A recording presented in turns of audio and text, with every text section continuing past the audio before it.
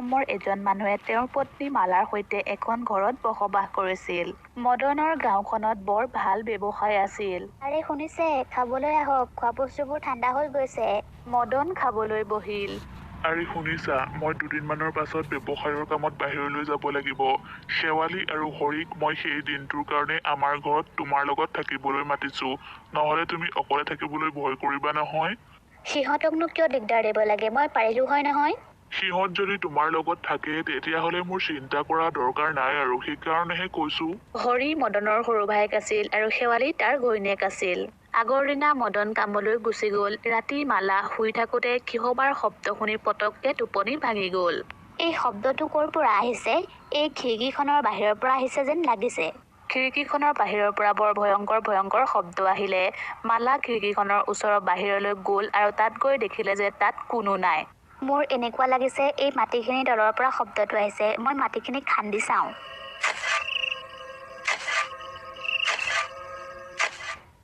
মালায়ে মাটিখিনি খান্দিলে আৰু খান্দোতেই তাত এটা বাকচ দেখিলে।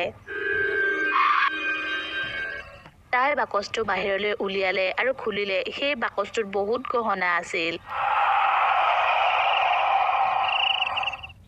আৰে বাহ, ইমান ধুনীয়া গহনা ইয়াত ক'ৰ পৰা ওলালে? এই গহনাখিনি কোনোবাই দেখাৰ আগতেই মই ভিতৰলৈ লৈ যাওঁ।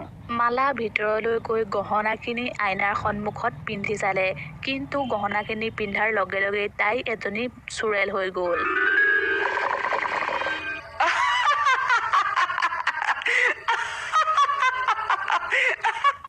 মই এতিয়া মানুহবোৰক মোৰ এই সুন্দৰ চেহেৰাটো দেখুৱাই ফচাম আৰু মানুহবোৰ যেতিয়াই মোৰ পিছত আহিব তেতিয়াই মানুহবোৰক মই মাৰি পেলাম। মালা ঘৰৰ বাহিৰলৈ ওলাই আহিলে। তাতে মানুহ এজনে ঘৰৰ বাহিৰত গৰু এটাক ঘাঁহ খুৱাই আছিল আৰু মানুহজনে বহুত দূৰত এজনী মহিলা ৰৈ থকা দেখিলে। আৰে বাহ, এইজনী বৰ ধুনীয়া মহিলা। ইমান ধুনীয়া মহিলাগৰাকী ৰাতিখন অকলে কিয় ৰৈ আছে ইয়াত? আৰে আপুনি ইয়াত কিয় অকলে ৰৈ আছে? মই আপোনাক কিবা সহায় কৰিব পাৰো নেকি? মালাৰ মুখখন উৰণিখনেদি ঢাকি থোৱা আছিল। তাই মূৰটো লৰালে আৰু আগবাঢ়ি গ'ল। আপুনি কোন হয় বাৰু আৰু কাক বিচাৰি ফুৰিছে? মালায়ে ঘূৰি চালে আৰু তাইৰ মুখৰ পৰা উৰণিখন আঁতৰি গ'ল। হে ভগৱান, এইজনী দেখোন চুৰেল। বচোৱা, কোন আছা? মোক বচোৱা। মই তোক সোধাই নেৰো, মৰিবৰ কাৰণে সাজু হৈ যা। মালায়ে মানুহজনক মাৰি পেলালে আৰু তাই ঘৰলৈ গুচি আহিলে। ঘৰলৈ আহি তাই গহনাবোৰ খুলি পেলালে। গহনাবোৰ খোলাৰ লগে লগে তাই আগৰ নিচিনা হৈ গ'ল। পিছদিনা শেৱালি আৰু হৰি সিহঁতৰ ঘৰলৈ আহিল। সেইদিনা ৰাতিও মালা চিকাৰ কৰিবলৈ গাঁৱলৈ ওলাই গ'ল। ৰাস্তাত এজন ৰিক্সাৱালা আহি আছিল। সেইফালেদি মালাও আহি আছিল। মালাক দেখি ৰিক্সাৱালাজনে মাত লগালে। আৰে বাইদেউ, কলৈ যায় আপুনি? আহক মোৰ ৰিক্সাত উঠকহি, মই থৈ আহিম আপোনাক। মালায়ে একো উত্তৰ নিদিলে আৰু ৰিক্সাৱালাজন আহি তাইৰ ওচৰত ৰলহি। আৰে বাইদেউ, ইমান ৰাতিখন খোজকাঢ়ি কলৈ যায়? আহক মোৰ ৰিক্সাত উঠকহি, মই থৈ আহিম আপোনাক। মালাৰ উৰণিখন আঁতৰি গ'ল আৰু মালাৰ ভয়ংকৰ চেহেৰাটো সি দেখিলে। আৰে বচোৱা, এইজনী চুৰেল। তই মোক কি পঠিয়াবি? মই পঠিয়াম এতিয়া তোক ওপৰলৈ। মালায়ে মানুহজনক মাৰি পেলালে আৰু ঘৰলৈ আহি চিঞৰ বাখৰ কৰিলে আৰু তেতিয়াই হৰি আৰু শেৱালিৰ টোপনি ভাঙিল। আৰে এয়া কিহৰ চিঞৰ বাখৰ? এয়াতো বৌ ৰুমৰ পৰা অহা যেন লাগিছে। ব'লা গৈ পেলাই চাওঁ। হৰি আৰু শেৱালিয়ে মালাৰ ৰুমলৈ গৈ চালে আৰু দেখি ভয় খাই গ'ল। মালা এজনী ভয়ংকৰ চুৰেল হৈ বিচনাতে বহি আছে। মোৰ এই ধুনীয়া চেহেৰাটোৰ লগত কোনেও পাত্তা নাপায়। মই মোৰ চেহেৰাটো দেখুৱাই মানুহবোৰক ফচাম। এয়া কি? বৌক কিয় এনেকুৱা দেখাইছে? আমি এই সকলোবোৰ কথা দাদাক জনোৱা ভাল হ'ব। হৰিয়ে মদনক ফোন লগালে। হেল্ল' দাদা, বৌয়ে দেখোন কিবা ধৰণেৰে ব্যৱহাৰবোৰ কৰি আছে। কি? কেনেকুৱা ব্যৱহাৰ কৰি আছে?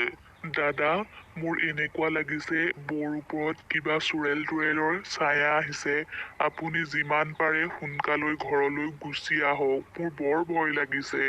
হৰি, তুমি মোৰ ওপৰত নজৰ ৰাখিবা মই সোনকালে ঘৰলৈ গৈ আছো পিছদিনা শেৱালি মালাৰ ৰুমলৈ গ'ল আৰু তালৈ গৈ গহনাখিনিৰ ওপৰত তাইৰ চকু পৰিল আৰে বাহ ইমান ধুনীয়া গহনা এইবোৰ আজি মই ৰাতি চুৰ কৰি লৈ যাম ৰাতি মালা শুই থাকোঁতে শেৱালি তাইৰ ৰুমলৈ আহিল আৰু মালাৰ গহনা থোৱা বাকচটোত হাত দিওঁতেই মালাৰ টোপনি ভাঙিল তুমি মোৰ ৰুমত কি কৰি আছা গহনা চুৰ কৰিবলৈ আহিছা ৰ'বা এতিয়াই পুলিচক মাতি আছো তাৰ পাছত দুয়োজনীৰ মাজত কাজিয়া হ'ল শেৱালিয়ে লাঠি এডাল দি মালাক মূৰতে মাৰ মাৰি দিলে আৰু মালা মৰি থাকিলে শেৱালিয়ে গহনা থোৱা বাকচটো উঠাই ল'লে আৰে শেৱালি এয়া তুমি কি কৰিলা মই এতিয়া দাদাক কি বুলি ক'ম মই বৌক মাৰিবলৈ খোজা নাছিলো তেওঁহে মোৰ লগত কাজিয়া লাগি ল'লে আৰু মই খঙতে হ'ব বাৰু এতিয়া মোক সহায় কৰক বৌৰ লাজটো ক'বাত লুকুৱাবলৈ আমি দাদাক কিবা মিছা কাহিনী শুনাই দিম তাৰ পাছত দুয়োজনে মালাৰ লাজটো বাগিচাতে পুতি থৈ দিলে আৰু পিছদিনা মদন ঘৰলৈ আহিলে আৰু ককায়েকৰ ওচৰলৈ শেৱালি আৰু হৰি কান্দি কান্দি আহিলে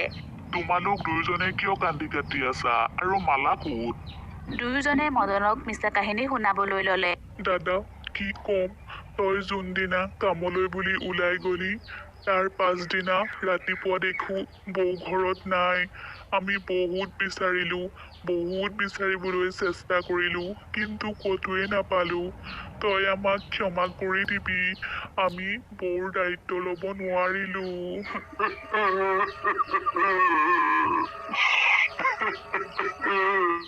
নহয় মালাই মোক এৰি ক'তো যাব নোৱাৰে তাই তেনেকুৱা নহয় তাইৰ লগত কোনোবাই একো কৰা নাইতো দাদা আমিও এতিয়া ঘৰলৈ যাওঁ বৌৰ যদি কিবা খবৰ পায় আমাক জনাব শেৱালি আৰু হৰি ঘৰলৈ উভতি গ'ল আৰে বাহ এইখিনি ইমান ধুনীয়া গহনা এইখিনি যে মোৰ বিশ্বাসেই হোৱা নাই হয় দিয়া এই সকলোবোৰ তোমাৰেই গহনা ইমান ৰাতিখন এতিয়া গহনাবোৰকে চাই থাকিবানে কালিলৈ এবাৰ পিন্ধি চাবা হ'ব বাৰু দিয়া এতিয়া শুই থাকো আহা সিহঁতে যেতিয়া শুই আছিল তেতিয়া কিহবাৰ শব্দ শুনি হৰিৰ টোপনি ভাঙিল আৰু হৰিয়ে উঠি চালে আৰু দেখিলে যে শেৱালি চুৰেল হৈ ৰৈ আছে শেৱালি তুমি এয়া কেনেকৈ চুৰেল হৈ গ'লা বাৰু শেৱালি এজনী বৰ ভয়ংকৰ চুৰেল হৈ গ'ল লাগিছেনে মোক ধুনীয়া চাই লওক এই সুন্দৰ চেহেৰাটো আপুনি আৰু বেছি সময় চাবলৈ নাপায় কাৰণ এতিয়া মই আপোনাক মাৰি পেলাম মই আপোনাক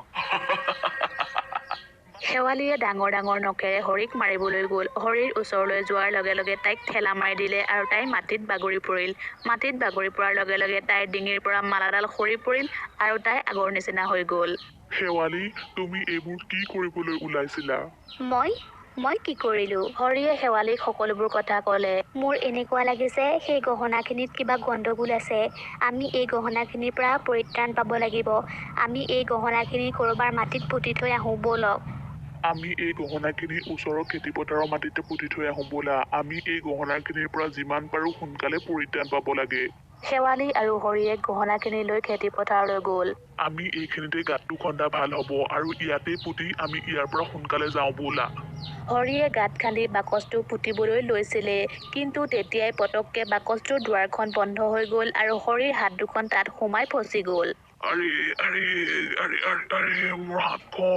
মোৰ হাতখন ইয়াত সোমাই ফচি গ'ল মৰিলো কোন আছা মোক বচোৱাহি আৰে মোৰ হাতখন কোন আছা মোক বচোৱাহি তেতিয়াই শেৱালিয়ে জোৰকৈ চিঞৰিলে বচোৱা তেতিয়া হৰিয়ে দেখিলে যে মায়া এজনী চুৰেল হৈ শেৱালিক ডিঙিত ধৰি উঠাই লৈ আছে আৰু হৰিয়ে বাকচটোৰ পৰা হাতখন উলিয়াবলৈ বহুত চেষ্টা কৰিলে কিন্তু নোৱাৰিলে তহঁতে মোক মাৰি পেলাইছিলি ন মোৰ কি ভুল আছিলে আৰু তাৰ পাছতো মোৰ মানুহজনক তহঁতে ফাঁকি দিছ মোক ক্ষমা কৰি দিয়া বৌ মোৰ ভুল হৈ গ'ল ক্ষমা তহঁতে এই বেয়া কামৰ বাবে এতিয়া মোক ক্ষমা বিচাৰি লাভ নাই এতিয়া মই তহঁত দুয়োটাকে মাৰি পেলাই থৈ দিম মালায়ে শেৱালিক ডিঙি চেপি মাৰি থৈ দিলে বৌ নকৰিব বৌ মালায়ে শেৱালিক মাৰি এইবাৰ হৰিৰ ওচৰলৈ আগুৱাই আহিলে হৰিয়ে বাকচটোৰ পৰা হাতখন উলিয়াবলৈ চেষ্টা কৰিলে কিন্তু নোৱাৰিলে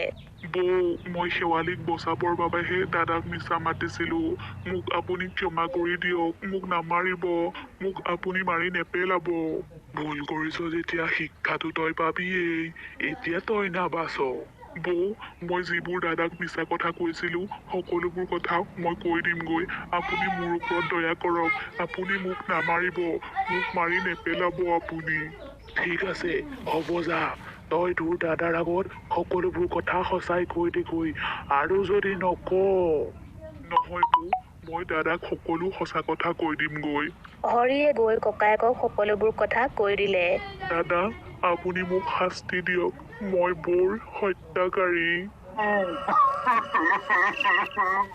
মদনে হৰিক পুলিচৰ জিম্মালৈ পঠিয়াই দিলে